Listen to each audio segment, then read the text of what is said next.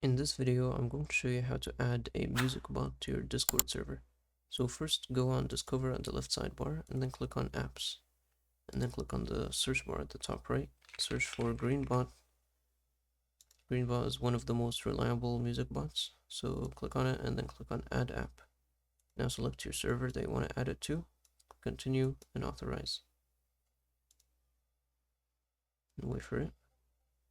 And now just go back to your server, and you'll see it right here in your members list and in your chat. So now to start using it, it already tells you, just hit /play with the song. So you have to be in a voice chat before you do that. So let's join a voice chat.